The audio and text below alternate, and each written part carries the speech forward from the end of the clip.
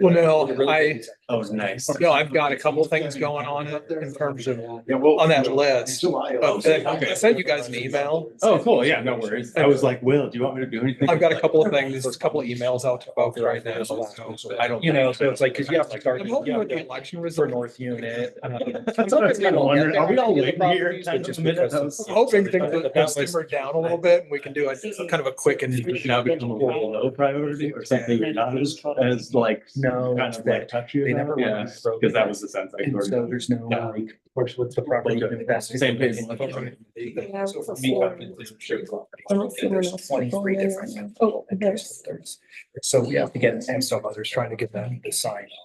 Oh, And so we're like. Again, well, who's on? That, and then. Let's wrap up another school year. Yeah, he's on. Yeah, I can give you the kind of low there, because the first these properties people didn't know they owned. And so when the original owners. That's all right. As you remember, we're talking competitive bids. I share my screen. Contrast was us. And so what that refers to is that. The original owners is a potential interest That means she wrote. in that property. And why? No, let's not rest the colors. Yeah. Yes. A lot of people didn't even know they owned this property, you know, and so. All right. Another solution. I'll give you some. We good? Yeah. All right. It's Tyler Dickey with the Bend MPO, and I'll call the meeting of the Technical Advisory Committee to order.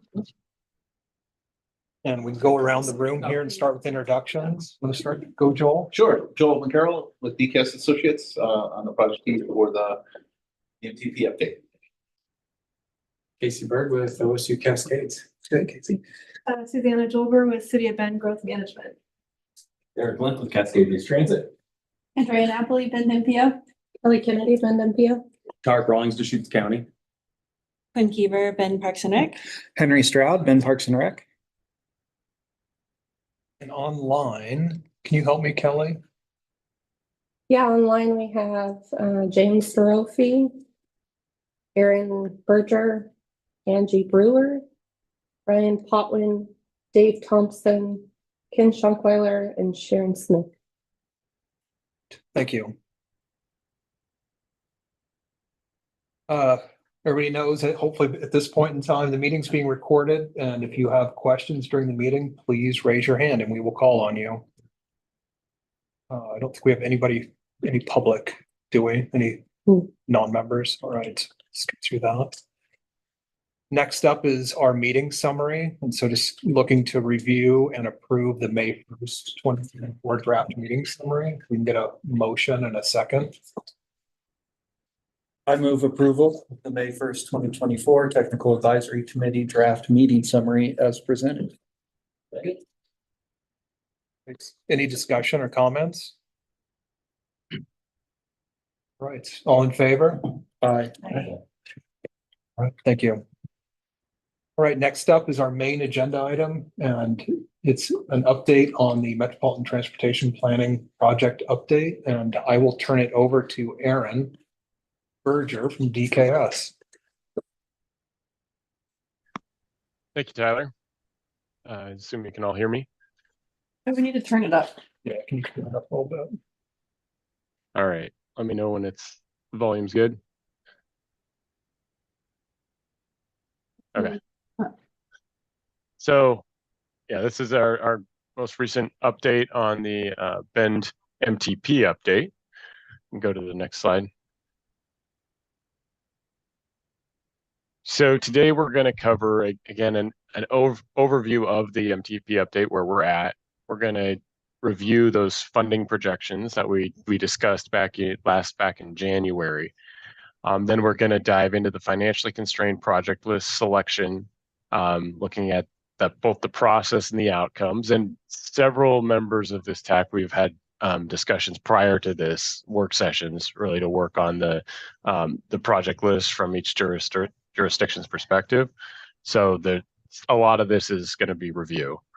And then we're going to touch on the prioritization process. So how we perform the prioritization process and the outcomes of that process. And then we'll wrap up with some next steps.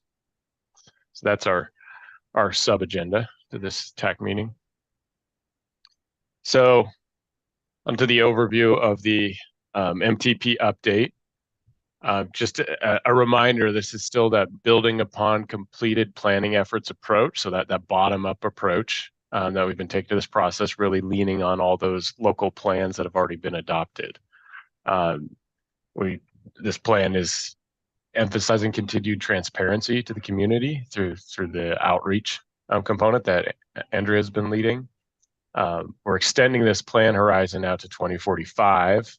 This has given us an opportunity to revisit some of the funding expectations. And then we are going to prioritize projects into short, mid, and long-term fiscally constrained projects. And then our goal is obviously to meet the federal adoption deadline in the fall of 2024. So looking at a high-level schedule of where we're at, we're now in June. We have both the TAC and policy board meeting this month, where we're going to be sharing information from the MTP update. And right now we are sharing the draft constrained plan, and that would have been in the meeting materials you received, I believe last Friday. That memo summarized the capital projects included in that draft constraint plan. I guess that's, yeah, double slide. So that's where we're at. Any questions there before we start diving in? All right, so moving on. Review of funding projections. So just as a reminder, back when we first looked at this information in January, when Becky Hewitt was presenting it, we had kind of three different flavors of funding types. We had our flexible funding type, so that's no specific eligibility limitations, can be used can be determined by the agency. Then there's the limited flexibility funding sources, so think like TSDC funds, urban renewal. Those limits could be either geographic, which would be like an urban renewal, or they could be project specific, like TSDC. It can only be contributed towards a certain project list. So there's kind of a pretty broad variety of what those limited funds could be. And then there's committed. So that's funds that have to go to a certain project or subset of projects, and can't be moved around. So that would, an example of that would be like the bond. We can't use bond funding for projects that aren't on the bond. And then this summary is really a breakdown of the different kind of key sources of funding by jurisdiction, and then where where those fall in that funding type category. There's a lot of information on this slide. You've already seen it before. There's no changes to this, but it gives you just an understanding of kind of that range of funding sources that we're looking at, and how many of those sources are flexible versus limited versus committed. Next slide. So this is looking at some of the numbers that come out of those funding sources.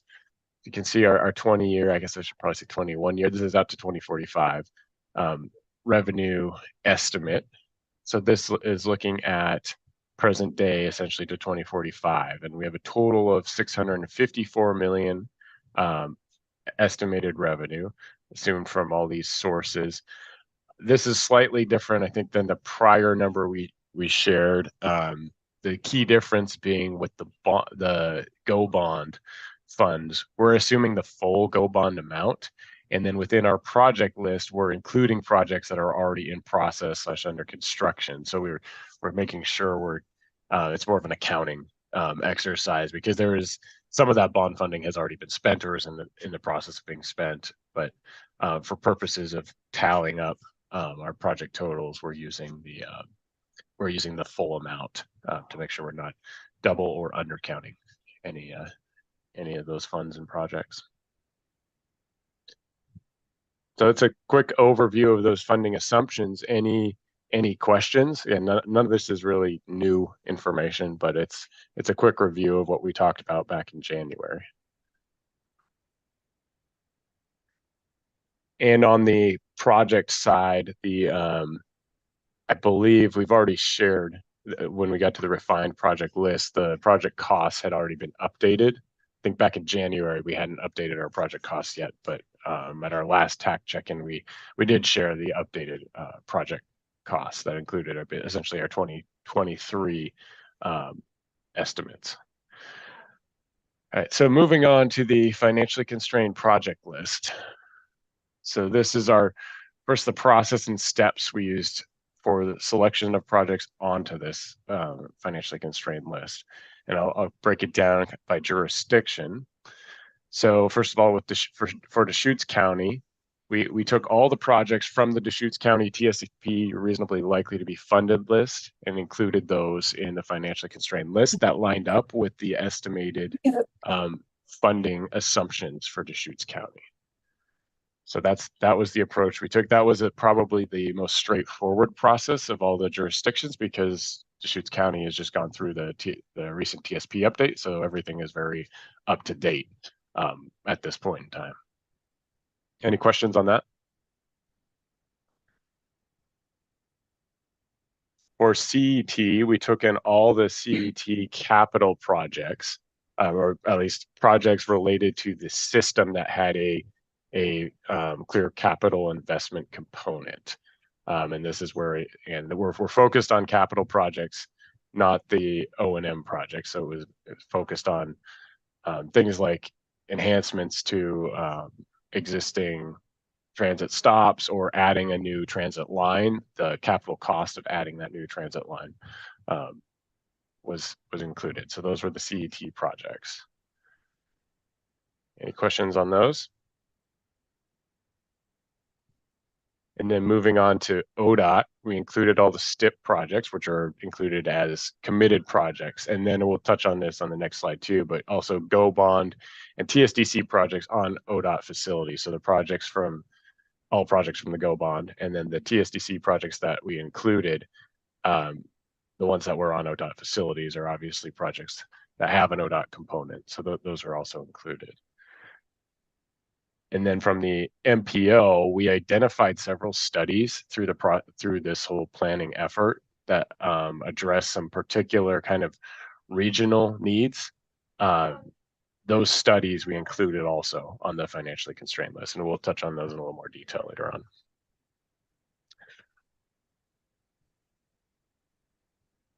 And then for the city of Bend, obviously the city of Bend has the most projects and plans for the MPO area. So this one was a little bit more involved. So we included all GO Bond projects. Obviously those projects need to be included. Based on our funding estimates, we included $200 million worth of TSDC projects. So we used the City of Bend TSDC project list. We took all the near-term TSDC projects, all of the midterm TSDC projects, and then with the remaining assumed revenue, we selected the following 4 projects from the long-term TSDC list. So it's Britta, Pettigrew, China Hat, Knot, and then bike and pedestrian sidewalk and bike lane infill projects. So those were, well, and I guess that's more than 4 projects because the last bullet there is projects 14 through 35. Those are a bunch of small kind of infill projects throughout the region. So that we combine that with all the expansion area TSDC projects, where the remainder of the funding, because in general with TSDC projects, some of them are 100% TSDC funded. A lot of them are only partially TSDC funded. So for TSDC projects in expansion areas, where the remainder of that funding is assumed to come directly from developer exactions, we included those as well. All these 4 kind of bullets for TSDC projects summed up to that $200 million estimated revenue target. And on the expansion areas, we looked again at our land use assumptions, those 2045 growth projections. And based on those assumptions, based on what we're assuming for that 2045 condition, these projects would need to be constructed to actually connect those areas into the system. So that was our justification for including those projects, is they would have to happen for the level of growth that we're assuming. That also includes the next bullet, all fully developer-funded expansionary projects. We include those as well. Those do not count against that $654 million total that I shared earlier. Those basically just add on to it. We're assuming, again, if you get that level of growth that we're assuming by 2045, those projects would be built. And then in addition, we had one Bend TSP short-term project, project C7. That's the Colorado and US 97 northbound ramp project. That's a existing need that's been flagged both for safety and other reasons. So that was a project that we took from the remaining projects on the Bend TSP list that were not on the bond or on the TSDC. So all that together got us to our City of Bend portion of the project list. Any questions on that so far? I have one, Aaron. Did you use, I'm thinking no, did you use the new SDC methodology that is, I think it's going into effect today, maybe, no, July 1. Or the existing cities rates to figure out the revenue? That I can pass that question on to Becky. She's been in, I believe Deb's been involved in that process, right? Yeah. Deb Gallardi. And Deb was involved in developing our revenue assumptions, which I don't think they've changed them since January. So if there's something that's changed dramatically in that process since January, then it's probably not reflected here. But if it's something that was, close, maybe in a draft version or close back then, it could be still captured here. So we'll have to follow up with Deb and Becky on that, but that's a good comment. It might not make a big difference in the revenue. Oh, it might, I don't know, I don't really know. So, yeah, I guess it'd be good to find out. Yeah, Yeah. we can We'll follow up Okay. on that. On the program side, we included any program elements that are essentially eligible for capital funding, which really just came down to the Deschutes County ITS plan programs. There were several of those that are really more of an upfront investment, not really something that would come out of operations and maintenance.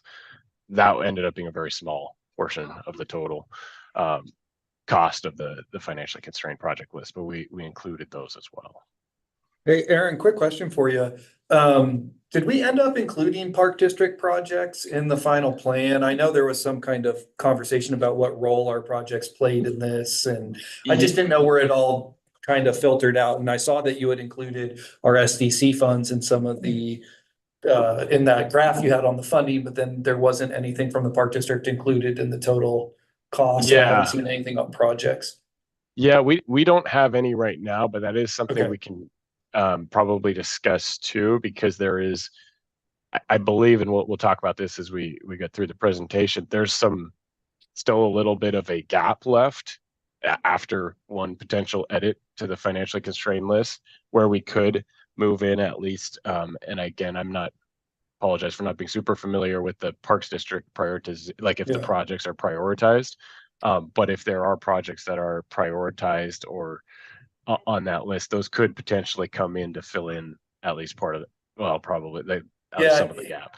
And I'm not taking a position on whether we need to include them or not. I don't know what the efficacy of that would be. I was just curious to know how they fit into this, if they do, because there was some back and forth, kind of early on. It would have to have really a regional component to it, right? Sure. Be essentially it's tricky. Tyler, I don't know if that's something we've previously done. It included park specific projects in the MTP project. A few, but I think there's some projects definitely that are more a trail project. Yeah, I mean, some of the trail projects especially, I think should be included here. I mean, like you're talking like the North Canal project and some of those kind of things. Yeah, I was just curious. I think we should how that would nest into this plan. If it does, I think from our standpoint, it doesn't affect too much because most of these projects aren't eligible for federal funding. We don't really use that as a funding source, but for your modeling and transportation assumptions, I was just curious. Yeah, and I'd made like 3 notes here. Okay. There's some PRD info. Yeah. So, I think I'll follow up with Aaron and Becky. And if there's additional information you need from us, we're happy to provide it. I know when we originally doing some of our cost estimates, it's, you know, some of our stuff's pretty dated. We weren't necessarily updating all our estimates with your calendar and with your schedule for this project. But if you guys do want more information, please reach out and we're happy to provide that as needed. Thanks. Yeah. Yeah, thank you. That's helpful. All right, so moving on to the next slide.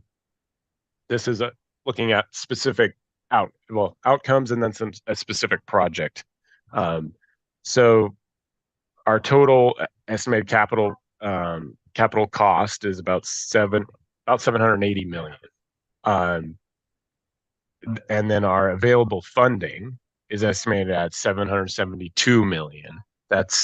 And that note there says, 117 million of that is assumed to be developer funded constructed. That's really those expansion area projects, right? Or the developer contributed portion of a expansion area TSDC project. So that's why that number went up from the 654 million. But we're over by about 7 million, but there is one proposed project revision. I was talking with the MPO on Monday about this in a little more detail. We've got project C6, that's the Colorado Avenue capacity improvements. That one we have an estimated cost of 24 million. That is a bond project, but the bond is only covering the first phase, I believe, which is about 8 million. I don't remember what the bond number is, but we've been escalating costs to capture the recent changes in construction costs. So it's probably a little bit higher than what was estimated in the bond. So this change would drop the total project capital cost back below that available funding estimate and would leave us some flexibility if there is things like a BRPD project or something like that we wanted to move in. So that we're over, but we're also potentially about 8 million. Well, let me do the math on that. About 8 million under that total once we adjust that project. So first question is, does it make sense to only assume the first phase of that Colorado Avenue project as a financially constrained project? Given that I believe the second phase of that is more significant widening, would likely be an outcome of a river crossing study as well. That would probably be part of the process for identifying what the rest of that project is. I think the short term is more intersection based, looking at intersections on each side of the Colorado Avenue bridge. So comments from the TAC on that proposed assumption. So essentially keeping just phase one of this project in, and then pushing phase two into the aspirational. I think it'd be okay. I don't know. I don't know what that does to the project, like long term. Yeah, and this is one of those ones too, because the bond, I think, is just looking at the Colorado project in the city's TSP, I think extends from Simpson to where the couplet starts. So Yeah. it's, across the river, that section. So I think the bond is only looking at either end of that in terms of improvements to the Simpson roundabout and then near the industrial way intersection. The big project, is widening it. And then I wonder, with the new climate rules, doing that kind of major widening in the future. I mean, it can be done, but it's going to be fairly challenging to get through that state process to do anything like that. Yeah, we'll need enhanced review and all that stuff that comes with that. So, so I think personally, I think it'd be okay. I hate to speak for Ryan Poster's group, but yeah. And this is, again, like all of these plan updates are, I keep saying this over and over, but this is a point in time, right? So at this point in time, we don't have a lot of information on what that widening project could be. Next MTP update, if at that point we've completed a river crossing study, there may be a much clearer plan and funding strategy for how the subsequent phases of this project are going to be built out, and then this could come back onto the financially constrained list.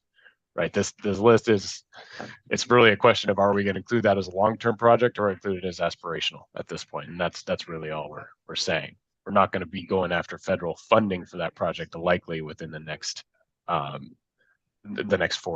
to 5 years.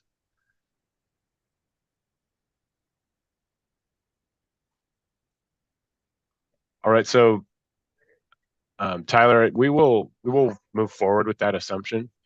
We'll make that edit to the project list, and yeah, go from there.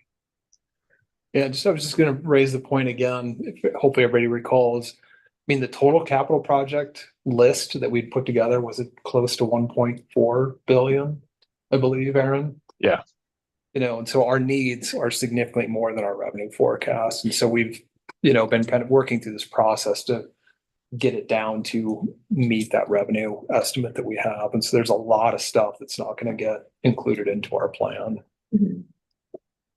And as you can see from this process that we took to select these projects, it's very constrained, right? I mean, we're working with project lists that are already created. In the case of the bond, it's already committed.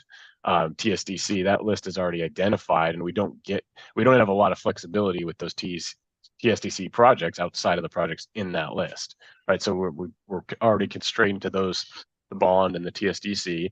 County side, the work's already really been done. We know what those projects are, and we included those. ODOT side, I mean, there's the STIP, those are committed, and then beyond that, there's not much. It's really just looking to support as these other projects come in on the ODOT facilities, because the funding, the revenue projections there are challenging. And then everything else is all our other funding sources are really being fed into these to kind of fill out these projects lists. So complete those TSDC projects, and then really there was, I think, one project from the TSP that wasn't TSDC or bond, that Colorado and 97 ramp project. That was the only other one that came in. So there's not a lot of flexibility, right, for us with our funding constraints. All right. Moving on to the prioritization process. So this is a breakdown of how we anticipate the funding or the revenue to break down over the near, mid, and long-term intervals.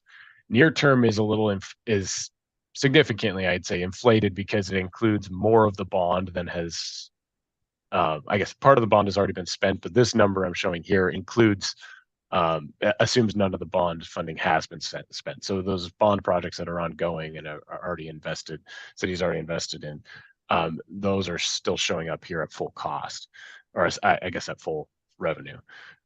So that near term is high, and it was going to be a bit higher anyway because of the bond, because that's such a big funding component, and the bulk of that is going to be, and at least intend to be, spent in the next 5 years. There's some of that still in the midterm interval as well. And then midterm is significantly lower than long term, mostly because it's a much shorter time interval. So the revenue sources are a little different.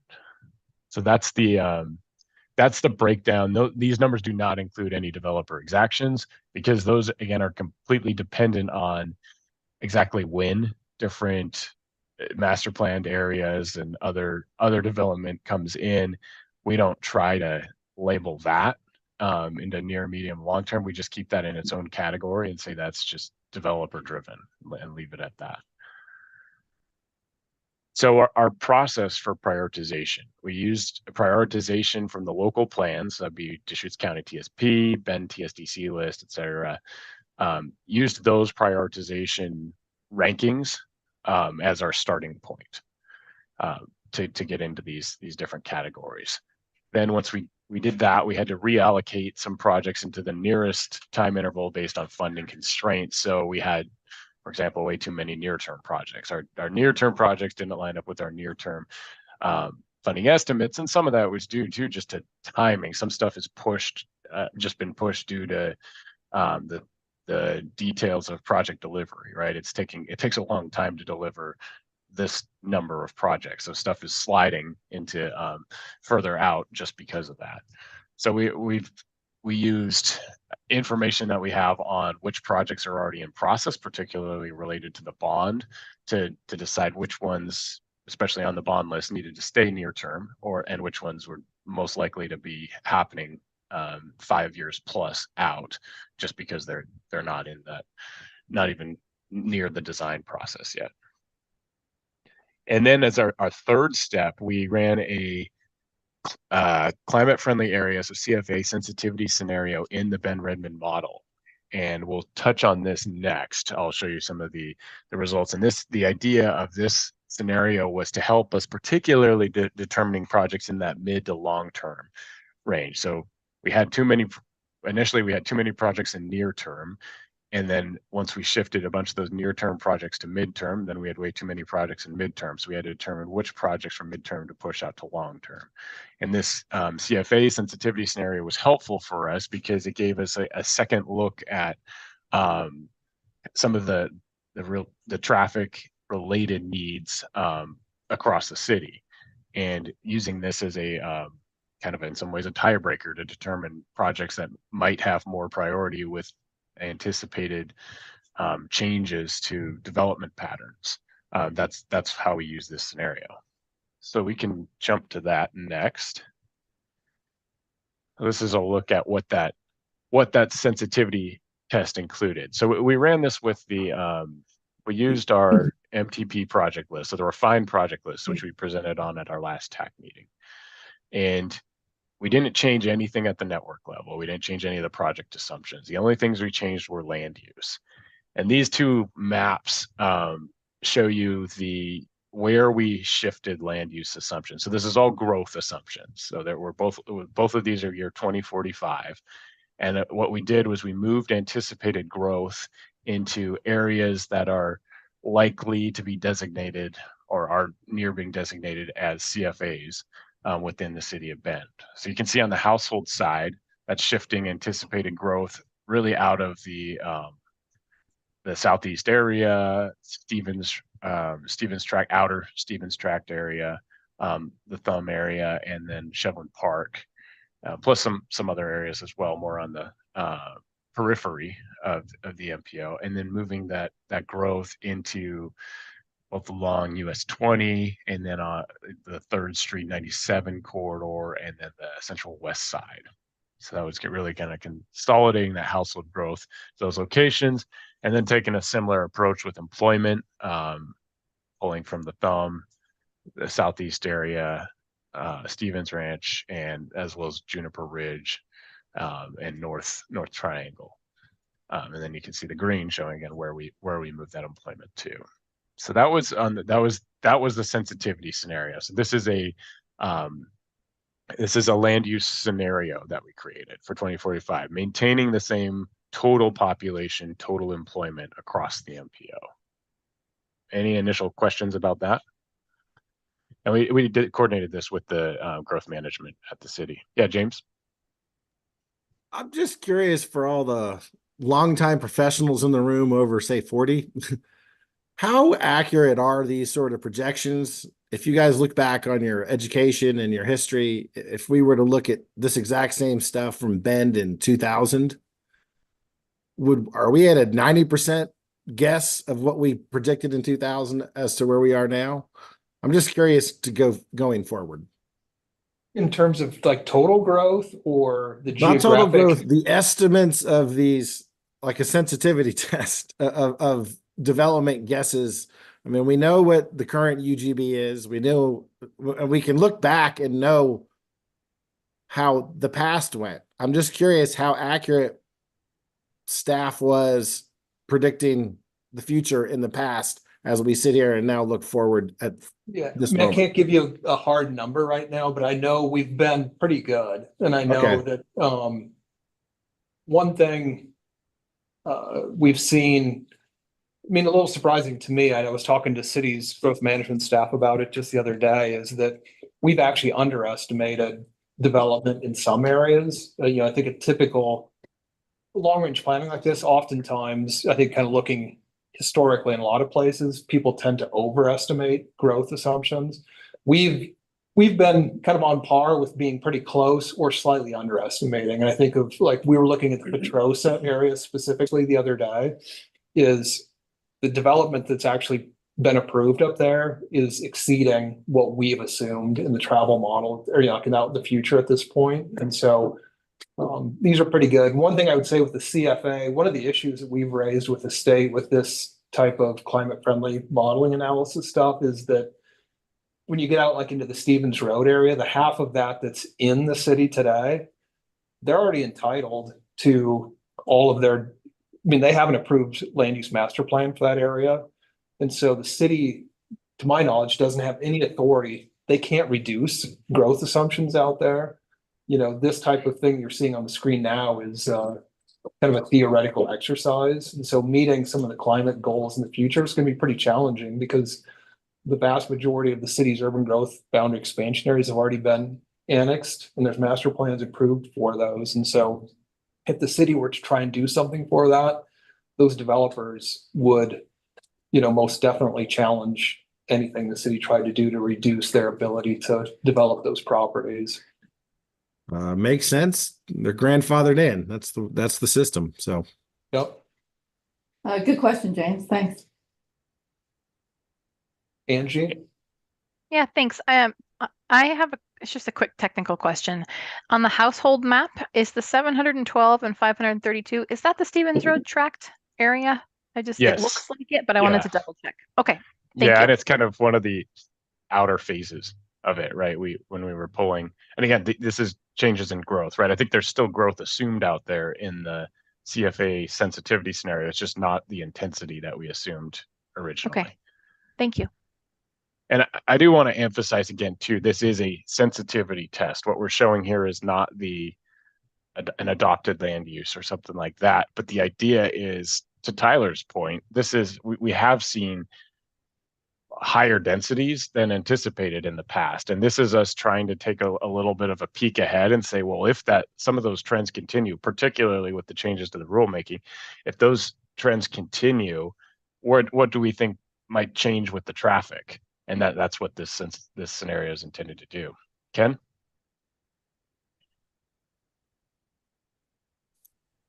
Oh, sorry, couldn't get the audio.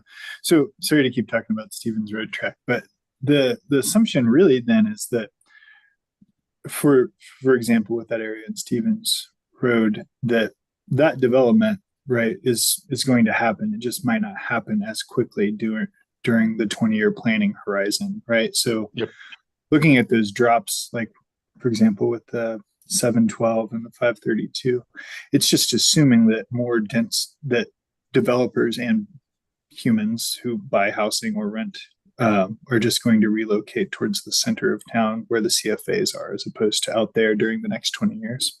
Yeah, and it's not relocate's probably not the right word. It's just build out. It's where the build out will occur, right?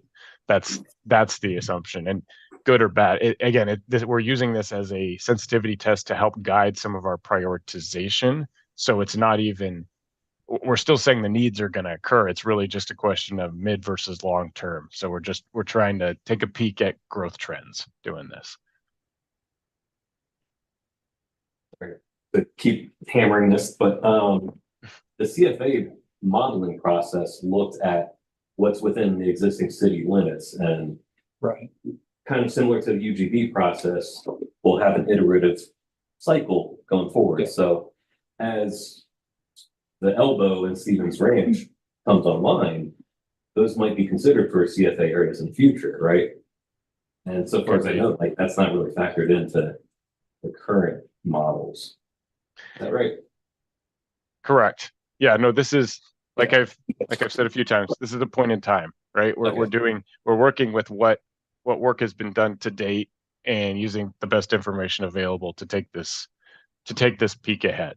This is all very dynamic and very much still in process. So this is I'm going to keep saying this because we're on record. This is a sensitivity test, not an adopted scenario. So we're going to make sure that TPOW doesn't get in trouble for any of this. This is really just an exercise that we're doing to help with this prioritization. Yeah. Well, and we did, in terms of this sensitivity, the city hasn't officially designated its climate friendly areas yet. They've looked at, pretty big potential selection or number of areas. They'll finalize those areas, I think, mid to late 2025. And so we'll have better feel, next year. And then I think as Aaron said, or as you said, Eric, in the future, there may be iterations on that as well, depending upon, if the growth forecast changes, that type of thing within the setting. So is MTP 2045, is that the new plan that's being worked on, or was that so you were looking at like your baseline was kind of some current assumptions, and then with this added layer of the CFA Yeah. in the cities, how that could shift that. Okay, gotcha. Yep. So the outcomes of this sensitivity test, if we go to the next slide. This is a fun little map from our software. It's not super clear, but colors kind of tell the story. These are PM peak hour trips, right? And that dark red indicates greater than 100. We've got some labels on there too for fun, but it's it really shows exactly what you'd expect from those land use shifts. There's increased traffic on the Central West side, and some increased traffic on portions of US 20 and a little bit on 3rd Street as well. The river crossings get hammered pretty hard. And that's important to note too, as we've mentioned previously, a river crossing study is going to be very critical to understand how to deal with this, because if some of these development patterns start to shift and emphasize more of the downtown and the Central West Side areas, that's going to hit those bridges pretty hard. So those are kind of the key increases, and then of course the decreases you see out in the Stevens area, southeast area, down by the Thumb, really all of the kind of external areas. 27th Street south of US 20 sees some significant decrease. Up in the North Triangle, we've got some decreases as well. Out on like Canby Road. Yeah. Again, none of this is really that shocking or surprising when you look at the land use assumptions that went into this scenario. And none of it takes into place that we're going to have flying drones bouncing people over the river in 25 years. No, we don't have that. We don't have that included. And flying cars, James. Yes, yes. In 25 years, will be 2049. So it's outside the timeline. Yeah, exactly. I apologize, outside the spectrum. That's right. Even next. Yeah, 2050. Great scenario for CET to thrive though. Yeah, right? More density. Yeah. So how this played out, there were actually a few projects that both fell in kind of the red zones and the green zones that were in midterm. And what we did was the ones in the red zone stayed in that midterm. I think there was one on like Sizemore. That's really kind of right in the thick of that Central West Side. So we're assuming that area, there's a chance that area could develop faster and more dense. So that project we kept in midterm, and then some of the projects out towards the southeast area, those ones we moved from mid to long term, to meet our financial constraints for each of the time periods. So that's how this scenario was used. So if we go to our outcomes, next slide, our short-term project list, it ends up including all the near-term projects from the Deschutes County TSP that are within the MPO. It includes all the ODOT STIP projects. Those are really committed projects, so those are included as well. We have the CET master plan short and midterm projects, or any project that had a target 2024 implementation, because there were a few projects like that were on the list. I think they'd originally been maybe prioritized as something further out, but it looked like the implementation was targeted for 2024, so we included those. And then on the GO bond, we took all the GO bond projects under design or classified as near term, except the following projects we shifted out. One was the US 97 and Murphy ramps. That project it feels like it's still at least 5 years away from construction, considering just the current status of that area. The Peril Road urban upgrade, that's a very expensive project that also is not yet into design yet. So that one, I think that was about 29 million. That was a significant project. So we slid that one out to midterm. And then the Reed Market and US 97 southbound ramps. Reed Market interchange was a little bit of a challenge because of the way that project was targeted in the bond. There's kind of a bucket of funding assigned to, and then the Reed Market interchange refinement study came out after the bond, and that had its own prioritization. And some of the interchange projects were prioritized further out than short term. So that's why we pushed the US 97 southbound ramps piece out to midterm. So that got us into our threshold for the short term, along with we had the near term TSDC projects. We included all of those except for the active transportation improvements at the US 97 Murphy Road crossing. That was a pretty expensive project that also is not, I think, well defined at this point as what that would look like. It feels like something that would probably need to happen in conjunction with the 97 ramps near Murphy. So that one we also, for consistency, we pushed that one out to the midterm. And then we included all the studies, especially the MTP, the ones we've recommended through this MTP update process, such as the Z study. So that's up by the Revere Olney core area, and then Revere, I guess, Wall Olney. The river crossing study, the key routes conceptual design study. So again, that's looking at our key routes and reassessing the level of active transportation improvement anticipated for those corridors based on kind of the direction those projects have gone to date and the public appetite for enhanced active transportation facilities. And then a program funding plan. So this is really an implementation plan targeting all those programs that have been identified through the various local plans, but don't clearly have a clean funding implementation strategy. Some of that work was done back in the TSP, but it never really got to the point where you could fiscally constrain it. It was more just these funds might be used here, but there was no clear implementation plan laid out beyond that.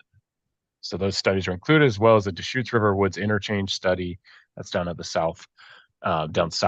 southern border of the MPO, and then the Colorado interchange study. So any questions on the short term?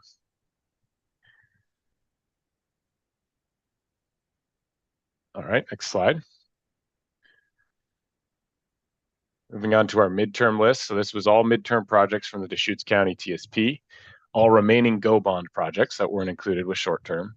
And then we had we were able to keep 5 of the midterm TSDC projects here, with the rest of the midterms getting pushed out to long term.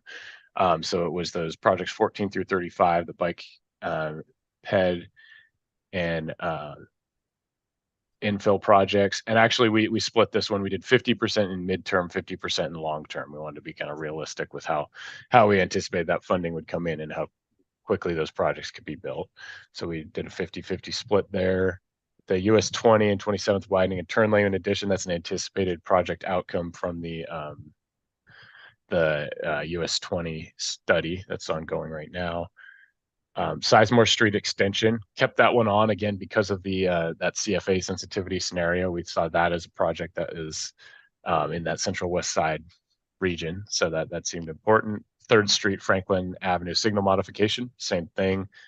Seeing more traffic intensity and just generally more needs in that area with the sensitivity test. And then the I don't remember what C4G was, this active transportation crossing improvements.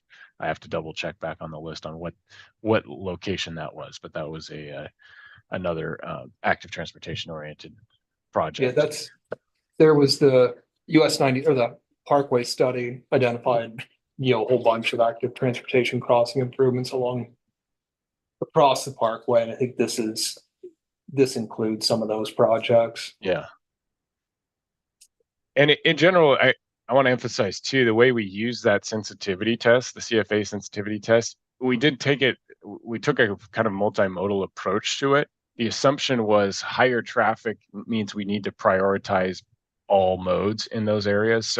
And then lower traffic means that it's maybe not as urgent, right? So if it's an active transportation project out in that near to like the southeast area, compared against an active transportation project in the central west side, active transportation project in the central west side would get higher priority based on that sensitivity test. That's how we were using it. So it's a higher traffic indicates potentially higher increased safety concerns, increased active transportation conflicts, things like that. So we used it to kind of assess all modes of travel in those different areas.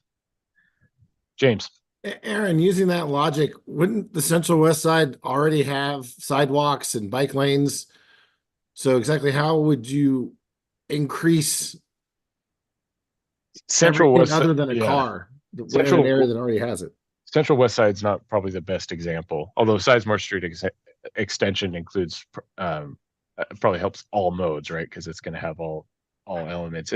I think the Third Street and that Third Street 97 corridor area, that's probably a better example of where we take that, apply that logic for active transportation modes. You mean Third Street or like Second Street? I'm just curious, trying to understand where we're at in your head. That the area around Third Street. Okay. Okay. Yeah, like the greater area around Third Street. Thank you. You saw it on the map, right? The area Yeah. between Third and US 97.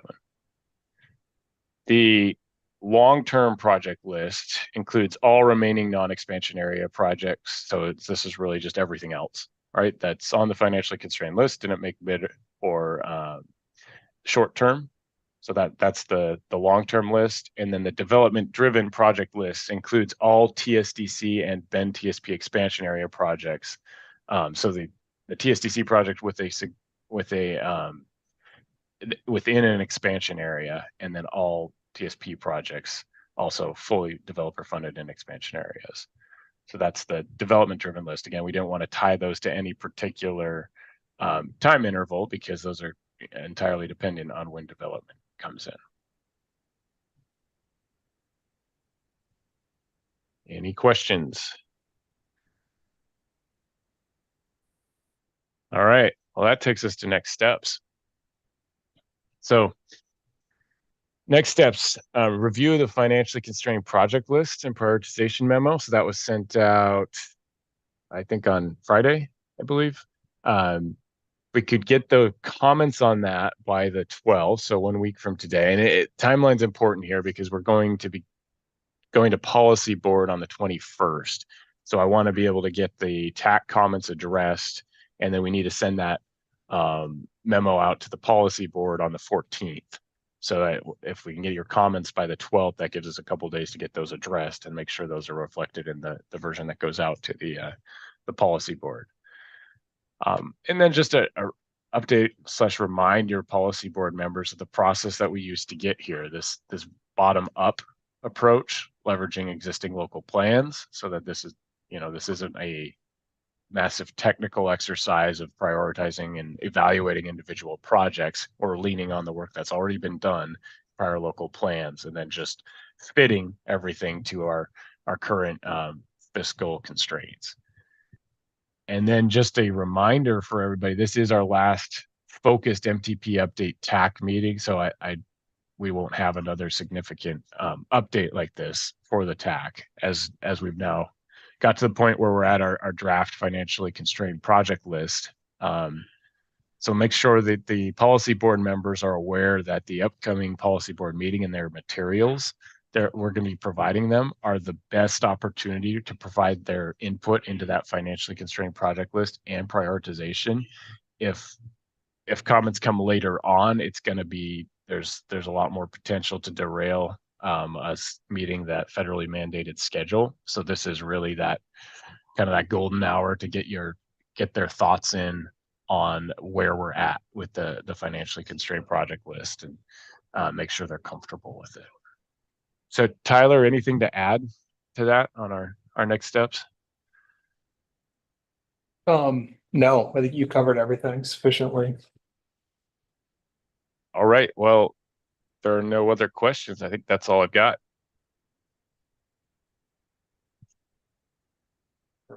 Aaron, I might have missed something. So how did the sensitivity analysis compare to the prioritization? Like, did it inform it and did you use it? Or yes, yeah. So we used it to inform. It ended up impacting probably only 4 or 5 projects that we were just trying to decide as we were trying to decide which projects to include in midterm and which ones to push to long term.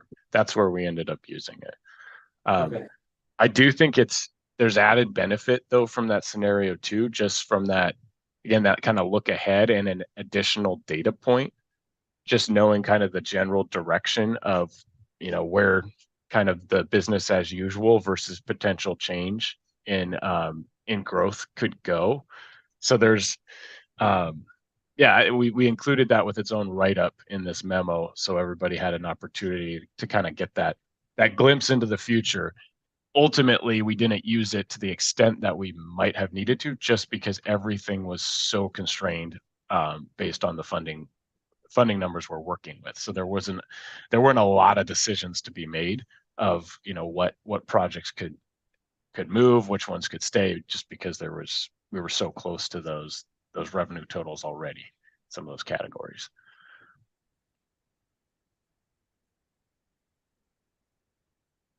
And the other thing I didn't really go into detail on, but on the funding side, we did put quite a bit of thought into kind of the color of money that went into these projects, because we had all those different revenue sources, and then all the projects and what funds could be used where. And the list we came up with fits within that. It's not like we're putting in a bunch of projects that really wouldn't have the right funding sources to work with from our assumptions.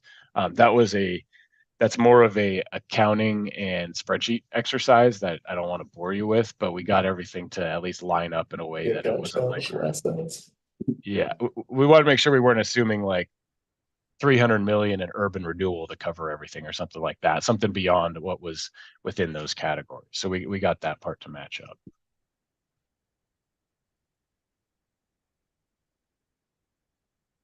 All right. I think that's it for me, Tyler. Right. Any other questions? No, I was just gonna say that you can send comments to any of the three of us. And then if anyone hasn't looked at the memo yet, like the actual language in it's pretty concise. It's just the bulk of it is the project list.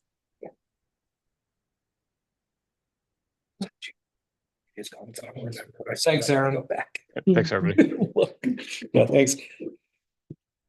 All right, next up is Surface Transportation Block Grant Funding update. Yeah, so we've gone through some changes with our STBG funding over the last few years. So I wanted to give an overview of, you know, how that started and where we are today and kind of next steps.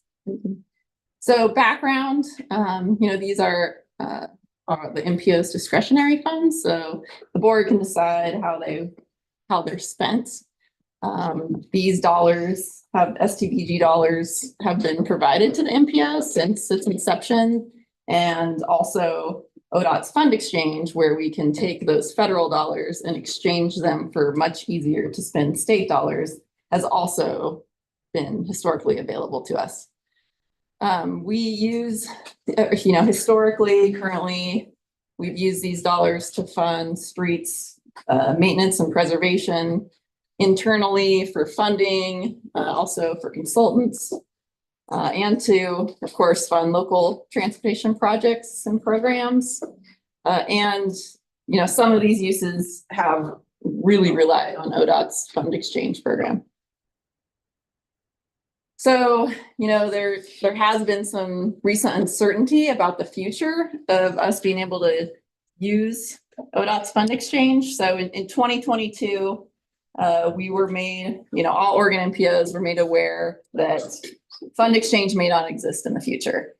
So to prepare for that, in August of 2022, we had a workshop where some ODOT staff came in and presented to local jurisdictions on, you know, what would need to be done to be able to spend federal dollars if fund exchange was no longer available. And there was continued uncertainty through summer of 2023 of, you know, will it be available, will it not be available? So, you know, at that point in time to today, so in June 2023, fund exchange would definitely be limited because of the passing of House Bill 2021. And we knew that any allocations of STBG funds to us, would now be provided as state highway funds. So the good thing is that we wouldn't need fund exchange anymore because we would already be getting state dollars, and it deletes the 10% exchange fee.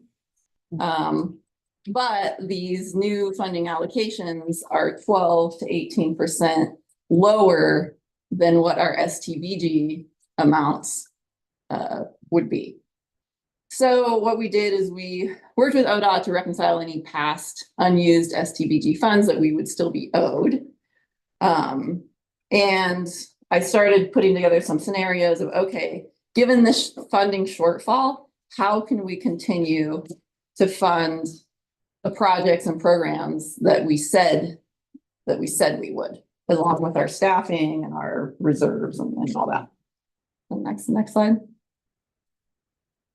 So, long story short, this last winter, we realized that we would be able to fully fund all awarded projects and programs, continue to fund our MPO reserves and our planning and staffing. And how we did this is taking that reconciliation amount and putting that into our available funds, subtracting 10% from all of our STBG awards because they wouldn't be paying the 10% fee anymore. And then the big one was meeting with City of Bend Streets and realizing that the amount that we had planned to provide them with, they were assuming that those would come as federal dollars. So they budgeted much less. So that was really what saved us. Next slide.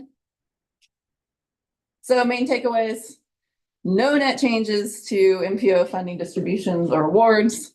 But for our next MTIP cycle, where we look at, these state highway funds for the future, we need to revisit how we be distributing these funds because we are getting less. So. And could part of that revisiting be essentially eliminating that grant program that's funded through STBG? I mean, that's small projects. I would highly doubt that would happen, but it would be up to our board. Sure. If anything, it would be, maybe a lesser amount goes to, whatever is going to it today. So that could be on the table. So I'm going to ask a very tangentially related question, and I think maybe you guys would have an update on this. I've heard that there's some discussions happening at the state and federal level for some of these larger grant programs like RTP, community paths, and that sort of thing, where there could be a big shift from federal dollars to state dollars, where there'd be more state dollars available in those programs. Does this ring a bell with any of I haven't heard that, but. Okay. No, I haven't heard that. And for either. trail projects specifically? I haven't heard that. No, okay, never mind then. No, and I think, Andreas said one of the things that I don't have that table handy, but when we were getting the federal funds, generally there was a slight increase. Yeah, like each year. 2% each year. And it fluctuated depending on what was happening in Congress. But when the state approved HB 2021, it's just a number. It's locked in statewide at like 30 or 35 million indefinitely. And so the issue we're going to be facing in the future is, unless that legislation is modified, that number is going to be flat, which when you start factoring in inflation and those kind of things, we're going to start seeing some pretty real declines in the buying or the purchasing power of those dollars. And so we'll be working with our board to figure out, the TAC and the board to figure out how do we address that issue in the future. And that'll be next year at some time. So, and I'm just remembering as I'm saying this out loud, I think there's a conversation happening for federally funded trail projects wouldn't have to go through a local or a public agency that's certified for delivering projects. So there might be certain categories of trail projects that don't have to follow that ODOT essentially project delivery where you're going through their whole process. And that's, I think, what I was cluing into, but anyways, that could be totally off base, but I've heard that from a couple very well different might be people. right, because I know with some of the funding some of the planning dollars that are available through IIJA, right? They are, for the first time ever, they're direct fed to local agency instead of, in the past, 100% of the time they had to go through state DOT. Because we received a safety planning grant to update the Bend Area Transportation Safety Plan, and it's a direct grant to us, so we're able to bypass those ODOT, the ODOT procurement process, all those kind of things. Gotcha. And I didn't put any table of any kind, showing these changes in dollar amounts, just so it it was too complicated to put in a presentation, but if anyone's interested, we can give you that info. Dave? Excuse me, I'm curious, and I don't understand the system that well, but are there any issues with it now coming from the state highway fund in terms of a lot of state highway fund dollars are limited to projects in the right of way? Yeah, I mean, I think it's the big drawback of these only being state highway funds now. I think the biggest impact is on our ability to potentially help fund trail projects, multi-use trail projects within the MPO area, because you can only utilize state highway funds within an existing road right of way. And so. But that always That's always been there with existed SDBG, because right? we have used fund exchange, which, That's what it is, yeah.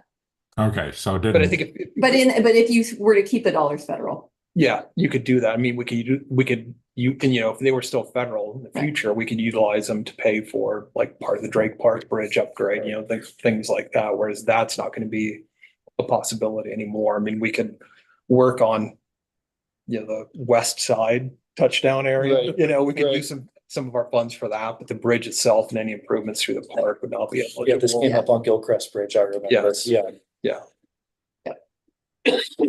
Good question, Dave. thanks. Any other questions? I just have a question. Is there any time in transportation history at a federal level where something is not a flat amount and it's a percentage based on inflation or something like that? Or I know the fuel tax is a flat amount set in the 90s. This sounds something similar. You said at a state level, 35 million. Has there ever been a percentage funding something or other? That makes sense? something's indexed to inflation. Well, I guess like has there ever been a funding source that would say it will be 3% of the budget as opposed to it will be $35 million of the budget? Well, there are some federal programs that are formula based, like, the top line amounts that go to the states there's some formula that's based on, but so Whether it's Okay. lane Yeah. miles or population or. there's some amalgamation of all that, right? Yeah, I mean, and then there's, the state's donating too much, or, and then they move it around. So it's, to answer your question, it's all politics, right? Like there's always people that have to get votes, right? So there's formulas and then they make the numbers right to get the votes. I mean, one of the primary factors in how these funds are distributed across the state is population. And that the population number, or at least for the MPO distribution, is updated every 2 or 3 years. So if we don't see a change if it stays at 35 million, with our growth, we may see some small increases in the amount of funding that we're receiving, but places that aren't growing as fast or that have stagnant populations could actually see real decreases in the revenues they receive in the future. So not only is the buying power being reduced, but those places will actually see less overall funding too. That's good points. I mean, apparently, Oregon's population is decreasing, so I'm just trying to understand the funding. Thanks, James. Thanks. Anything else, Andrea? Nope. All right. Well, we have, does anybody have anything they want to share with the group in terms of project or program updates? We're kind of finalizing our CPEC exemption letter. So we'll, I can give you a copy of that, but we'll probably send that to Bill Holmstrom within a week or so. There's a maximum forecasted population of 199 people in the county areas of the EGB that are not annexed in yet. So that's well under the 10,000 cap. And then we just have to answer a few questions. So it'll be a pretty quick submittal, but they have to, in theory, have the director review it and kind of do their own assessment. So I'll let you guys know how that goes. But yeah. Awesome.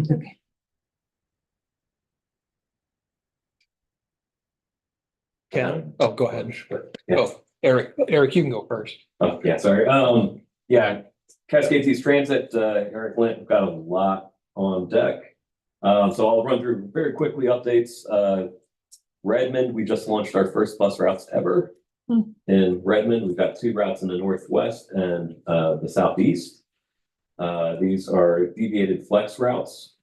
So this is part of our plan to roll out more service to Redmond. So first 2 routes are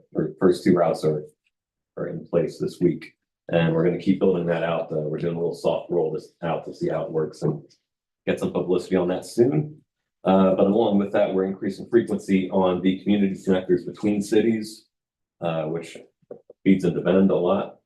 And at the last MPO board meeting, we promised to increase frequency on certain routes, and we started testing this out with Route 3 on the west side to COCC and Northwest Crossing. We're running into traffic.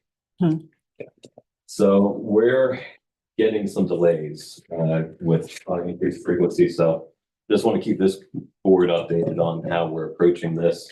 We're going to be evaluating what's going on with our routes and how quickly we can improve that frequency, because that's a big goal for us, and with some issues.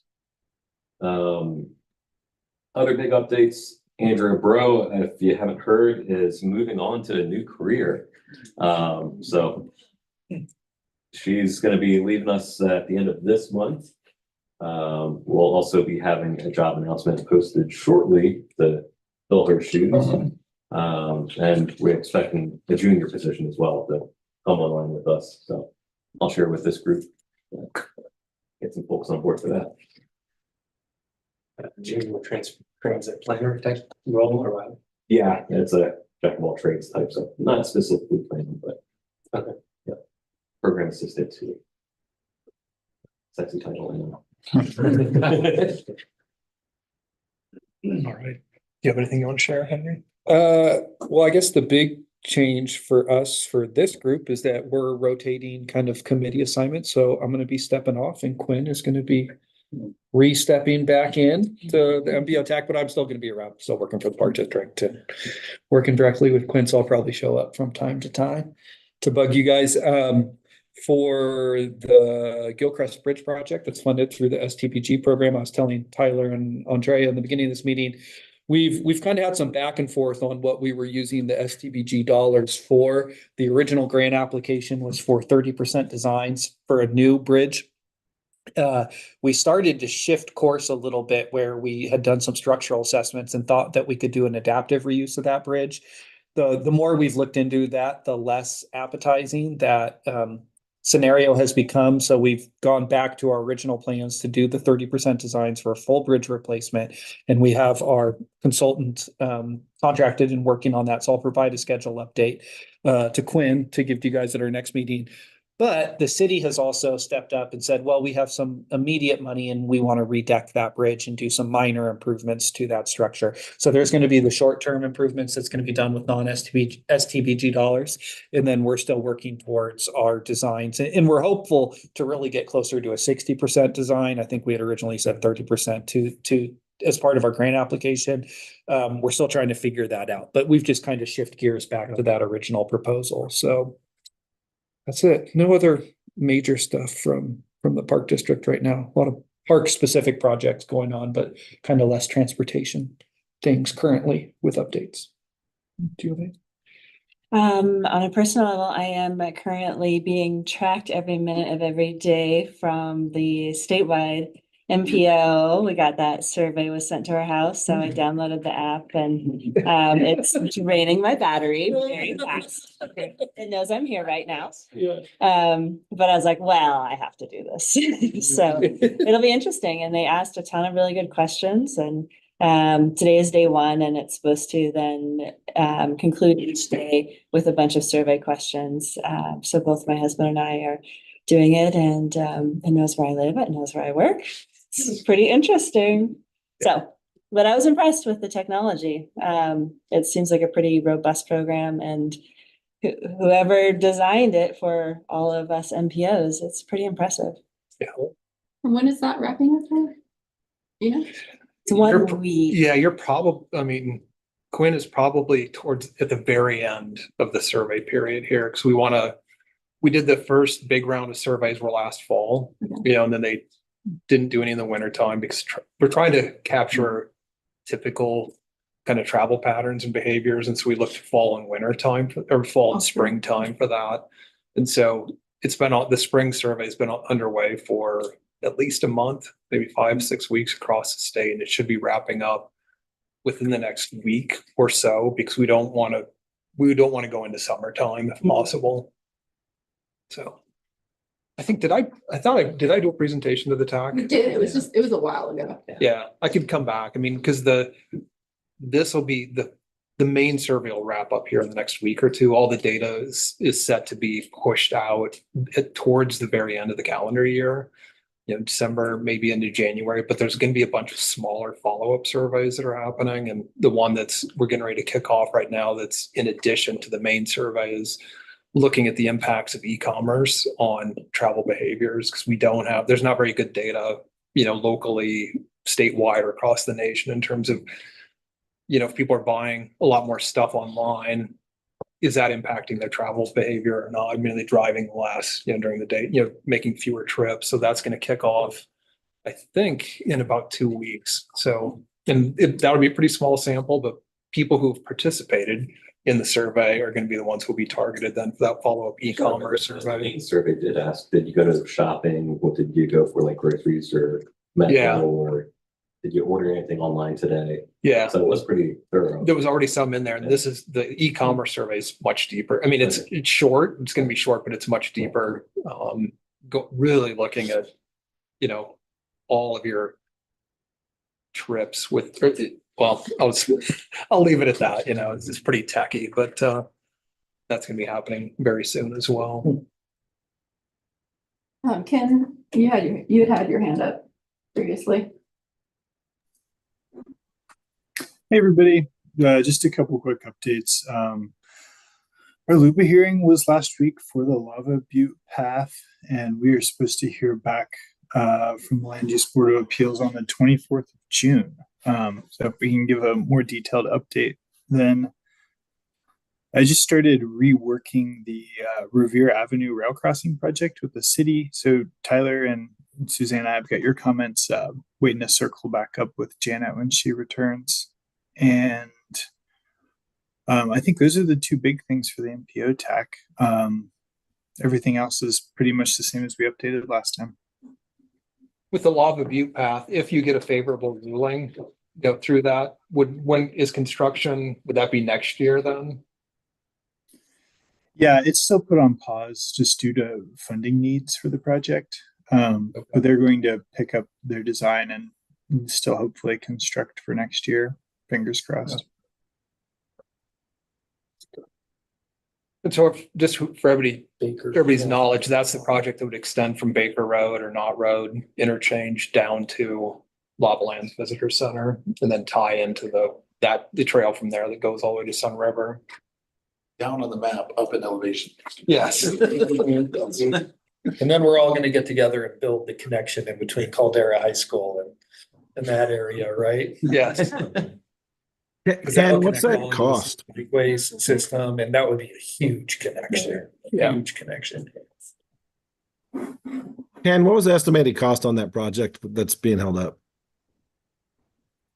Oh, I'll have to pull it up really quick. Do not have it memorized. As I recall, the original grant to design that was received in like 2017. Yeah. A long time This ago. I'm sure it's going to cost 3 times what it would have back then by the time we build it. I think ODOT's received both. I mean, they've received federal funding for the design, and they have some construction funding awarded as well. I just don't know if it's enough to Oh yeah, and fully construct it. Yeah, so we're currently the Federal Lands Access Program had 5.8 million for the trail project.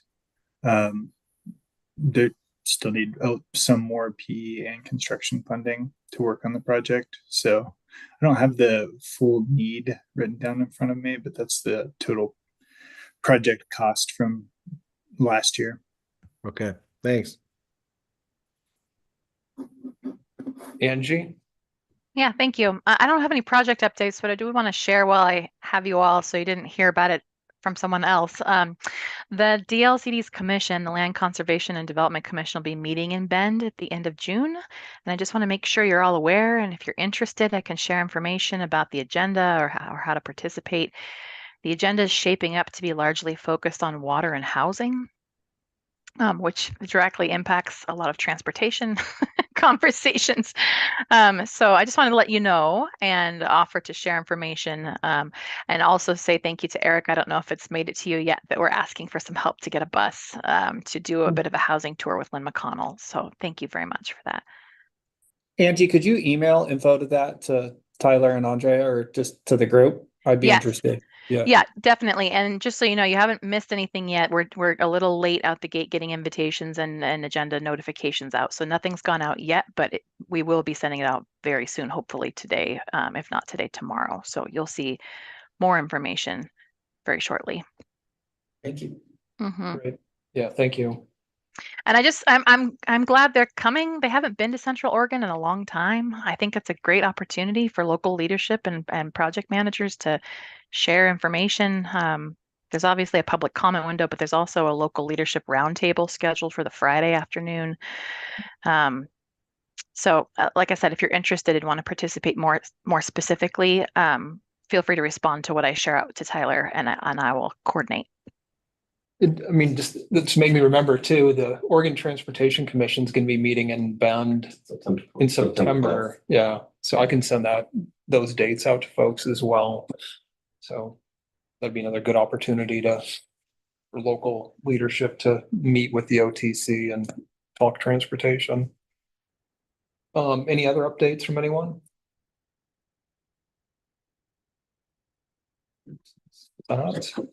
So question for you, our next TAC meeting is scheduled for July 3rd. I've heard that I think a few folks are not going to be working that day, and we do have stuff we do have topics we want to discuss with you if possible. Are people going to be working at least on Monday or Tuesday that week? I think I'm out that whole week. Monday and Tuesday, yeah. Potentially Monday. I can probably get someone. Yeah, we'll send out. Yeah, we'll send out some potential dates and times to everybody and look for an alternate earlier that week or maybe the following week. All right. And with that, we are adjourned. Thank you, guys. Good seeing you. Thanks, everyone. Yeah, thank Bye, you. everyone. Nice to see you. Today? I'm gonna do